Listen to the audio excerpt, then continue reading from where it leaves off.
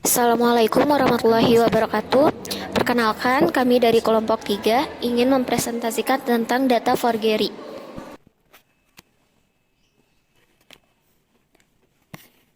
Saat ini, teknologi informasi dan komunikasi berkembang dengan sangat cepat.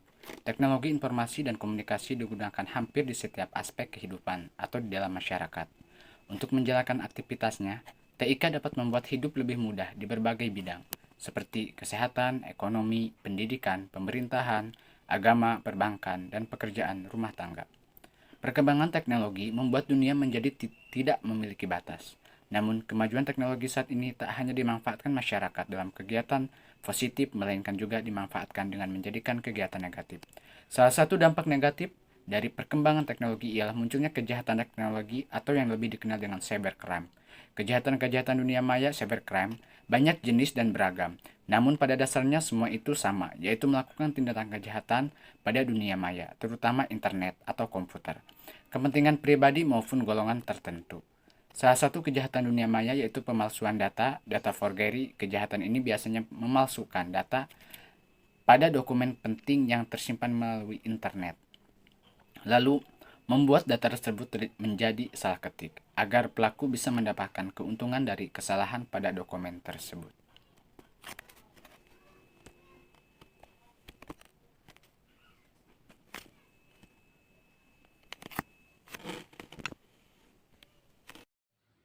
Perkenalkan, nama saya Ade Citri Zakia dengan NIM 11 2003. Data forgery. Saat ini, teknologi informasi dan komunikasi berkembang dengan sangat cepat. Teknologi informasi dan komunikasi digunakan hampir di setiap aspek kehidupan untuk menjalankan aktivitasnya. TIK dapat membuat hidup lebih mudah di berbagai bidang, seperti kesehatan, ekonomi, pendidikan, pemerintahan, agama, perbankan, dan pekerjaan rumah tangga. Perkembangan teknologi membuat dunia menjadi tidak memiliki batas. Namun, kemajuan teknologi saat ini tak hanya dimanfaatkan masyarakat dalam kegiatan positif, melainkan juga dimanfaatkan dengan menjadikan kegiatan negatif. Salah satu dampak negatif dari perkembangan teknologi ialah munculnya kejahatan teknologi atau yang lebih dikenal dengan cybercrime. Kejahatan-kejahatan dunia maya atau cybercrime banyak jenis dan beragam.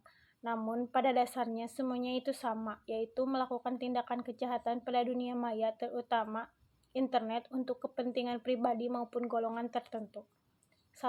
Salah satu kejahatan dunia maya yaitu pemalsuan data atau data forgery.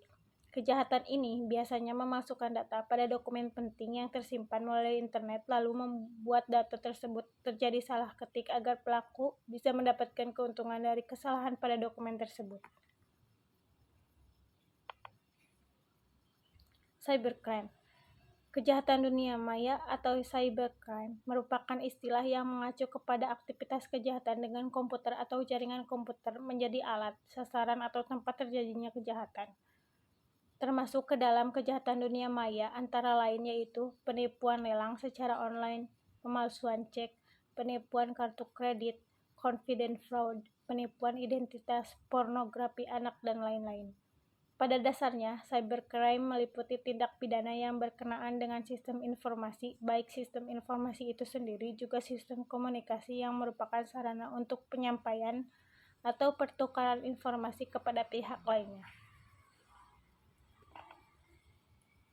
Data forgery, kejahatan mengenai pemalsuan atau disingkat dengan kejahatan pemalsuan adalah berupa kejahatan yang di dalamnya mengandung unsur keadaan ketidakbenaran atau palsu atas suatu objek, yang suatu tampak dari luar seolah-olah benar adanya, padahal sesungguhnya bertentangan dengan yang sebenarnya.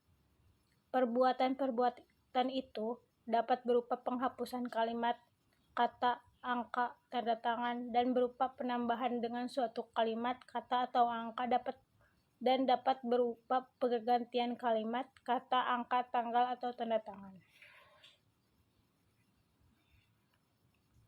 Jenis-jenis data forgery. 1. Sumpah palsu atau keterangan palsu. Suatu keterangan atau sumpah adalah suatu keterangan yang diberikan sehubungan dengan sumpah. Keterangan itu terdiri tidak hanya atas keterangan-keterangan kesaksian dalam perkara maupun dalam perkara pidana.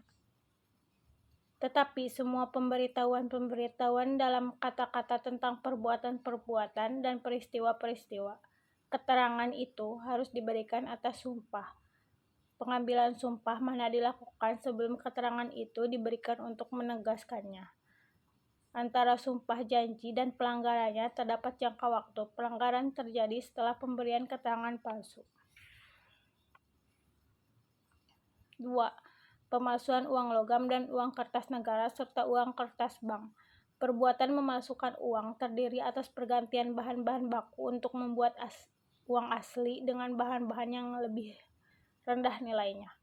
Perbuatan memalsu dapat juga merupakan perbuatan mengubah tanda stempel yang mengakibatkan tulisan dalam uang itu menunjukkan nilai lain daripada yang sebenarnya. Ketiga, pemalsuan materai dan merek atau cap. Perbuatan memalsukan berarti memberikan tampang yang lain daripada yang sebenarnya yang diterima dari pemerintah. A. Mengubah nilai yang terletak pada materainya.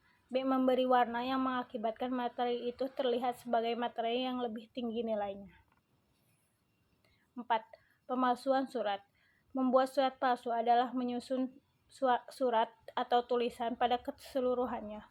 Adanya surat ini karena dibuat secara palsu. Surat ini mempunyai tujuan untuk menunjukkan bahwa surat seakan-akan berasal dari orang lain, bukan dari pelaku. Perbuatan memalsukan surat dilakukan dengan cara melakukan perubahan-perubahan tanpa izin dalam suatu surat atau tulisan. Perubahan mana dapat mengenai tanda tangannya dan maupun isinya. Kenalkan, nama saya Alisa Nur Fauzia dengan NIM 11200120. Selanjutnya, ada undang-undang yang mengatur tentang kejahatan pemalsuan data. Pada Undang-Undang Nomor 19 Tahun 2016 tentang Informasi dan Transaksi Elektronik atau ITE, ketentuan mengenai pemalsuan dengan menggunakan sistem elektronik diatur pada pasal 35, yang berbunyi, perbuatan yang dilakukan pada pasal 35 Undang-Undang Nomor 19 Tahun 2016 tentang Informasi dan Transaksi Elektronik atau ITE adalah melakukan manipulasi, menciptakan, menghilangkan, merusak informasi elektronik atau dokumen elektronik dengan tujuan agar dianggap sebagai data otentik. Perbuatan pemalsuan elektronik atau dokumen elektronik tersebut ditunjukkan agar nantinya data yang palsu itu dianggap sebagai data yang otentik atau yang asli oleh pihak lain. Dalam tindak pidana ini diperlukan adanya unsur-unsur yang dapat menimbulkan suatu perikatan atau pembebasan hutang, atau diperuntukkan sebagai bukti suatu hal dengan maksud untuk memakai atau menyuruh orang lain memakai surat itu, seolah-olah itu asli dan tidak palsu. Sebagaimana yang diatur pada pasal 263 Kitab Undang-Undang Hukum Pidana atau KUHP.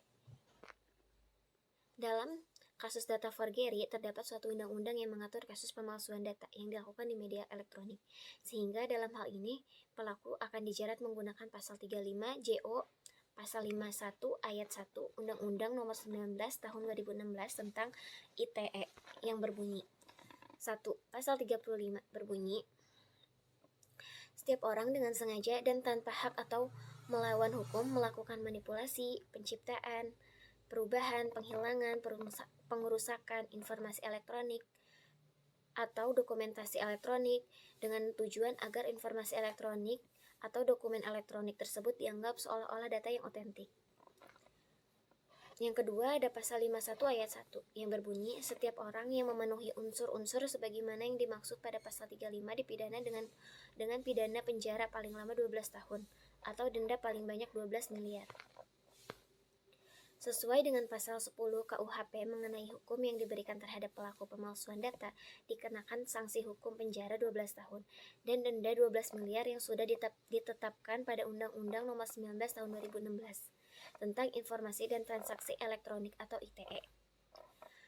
Pasal 35 Undang-Undang Nomor 19 Tahun 2016 harus memenuhi jenis, karakteristik, dan kategori tindak pidana cyber, yakni yang pertama itu ada unsur dengan sengaja. Tindak pidana pemalsuan dalam ketentuan pasal 35 harus dilakukan dengan sengaja, yang artinya ketika perbuatan tersebut dilakukan karena kelalaian atau kulfa berarti tidak masuk pada unsur ketentuan pasal 35 Undang-Undang Nomor 19 Tahun 2016 tentang ITE ini. Yang kedua itu ada unsur tanpa hak dan perumusan, pasal 35 lebih tepat memakai kata atau melawan hukum.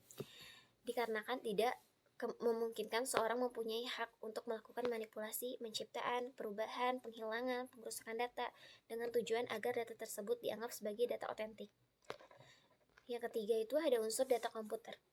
Unsur data komputer ini berarti objek atau media yang digunakan harus menggunakan media elektronik, sehingga nantinya hukuman yang digunakan menggunakan Undang-Undang ITE. Kenalkan, saya Nurul Kamila, NIM 11-200-121. Berikutnya ada kasus data forgery. Yang pertama, data forgery pada e-banking BCA, yaitu memalsukan sebuah website bank. Dunia perbankan melalui internet atau m-banking di Indonesia dikejutkan oleh ulah seorang bernama Stephen Haryanto, yaitu seorang hacker dan jurnalis pada majalah Master Web. Lelaki asal Bandung ini dengan sengaja membuat situs asli tapi palsu layanan internet banking Bank Sentral Asia. Ya, Cak. Motif. Udah baikan lagi. Siapa yang itu? Si Sulaiman. Nama saya Raisa Afni dengan NIM 11-200-126 akan membacakan tentang cara penanggulangan data forgery. Yang pertama itu ada verify your account. Jika verifnya meminta username, password, dan data lainnya, jangan memberikan reaksi balik. Anda harus selalu ingat password jangan pernah diberikan kepada siapapun. Namun kalau Anda mendaftarkan akun di suatu situs dan harus memverifikasinya, dengan mengklik suatu URL tertentu tanpa meminta mengirimkan data macam-macam, lakukan saja karena ini mekanisme umum. Yang kedua itu ada if you don't respond within 48 hours, your account will be closed. Jika Anda tidak merespon dalam waktu 48 jam, maka akun Anda akan ditutup. Harap membaca baik-baik dan tidak perlu terburu-buru. Tulisan di atas wajib Anda waspadai karena umumnya hanya propaganda agar pembaca semakin panik. Yang ketiga itu ada value customer.